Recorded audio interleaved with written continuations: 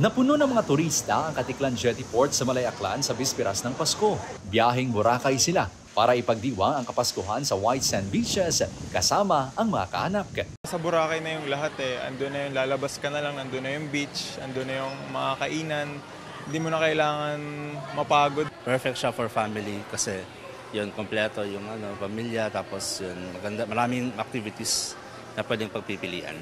May ilan namang nag-enjoy sa pag-sunbathing sa beachfront. In Germany, the weather it's snow. That's why we like to go here and enjoy the sun. Umabot sa halos 8,000 ang naitalang tourist arrival sa isla kahapon. Ayon sa Malay Tourism Office, mahigpit ang seguridad at isa-isang sinusuri ang mga bagahe ng pasahero sa port. May mga nakadeploy ding pulis sa iba't ibang bahagi ng Boracay. Nasa heightened alert status sa ngayon ang Municipal Incident Management Team ng Malay LGU hanggang sa pagtatapos ng taon.